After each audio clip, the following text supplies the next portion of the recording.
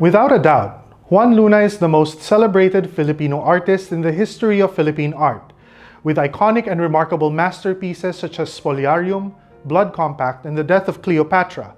Luna is known for his dramatic and captivating work and is remembered as one of the principal examples of Romantic and Realist schools of art. But he wasn't just an artist, he was also a revolutionary and an influential political figure who was an active participant in the Philippine Revolution that took place in the late 19th century. How did this come to be for the great painter? It all started with his career as a Filipino artist in the European idiom. In 1875, Juan Luna traveled to Spain with his brother Manuel, where he took up further training as a painter at the Real Academia de Bellas Artes de San Fernando. This paved the way for his career as an artist in Europe. With the success of his painting La Muerte de Cleopatra, or The Death of Cleopatra, Luna garnered immense fame and critical acclaim. This led him to create works rich with historical tones reminiscent of the classical style, which was then quite popular throughout Europe.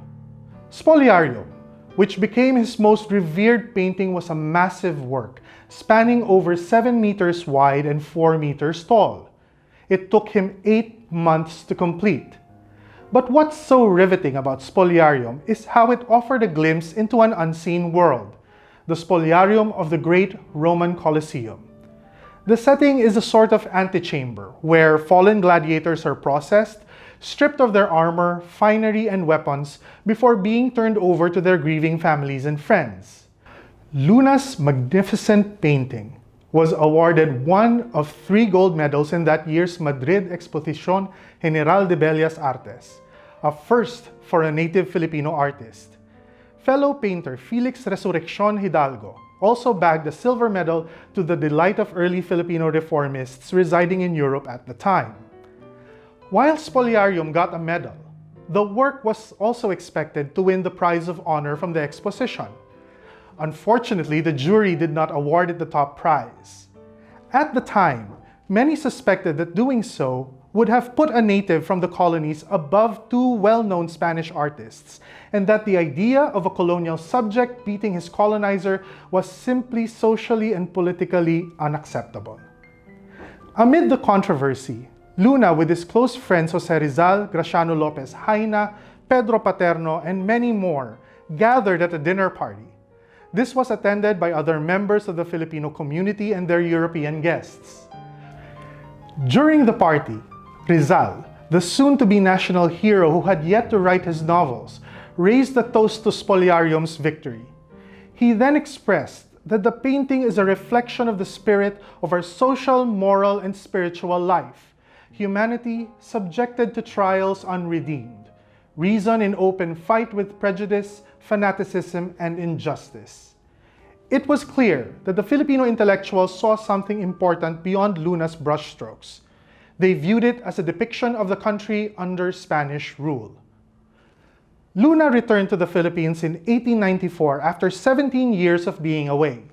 During this time, he did some paintings that embraced the style closer to his roots. One of them is Tampuhan, a depiction of 2 Filipino lovers in the living room of a bahay na bato sulking after a spat. Luna was arrested 2 years later for suspected sedition but was pardoned by the Spanish courts in 1897. Luna lived to see the dawn of Philippine independence from Spain in 1898.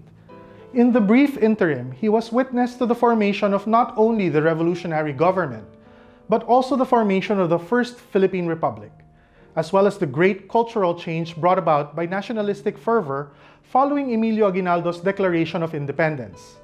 The First Philippine Republic then swiftly entered into the Philippine-American War of 1899. Juan Luna passed away due to a heart attack during a trip to Hong Kong in 1899. His remains were initially interred in Hong Kong but were subsequently brought home to rest within a crypt in the San Agustin Church.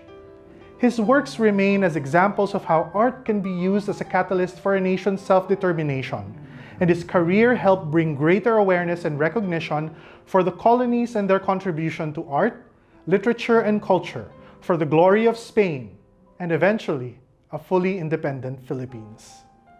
If you like this video, please like and subscribe the Vintana.ph YouTube channel and follow us on Facebook and Instagram.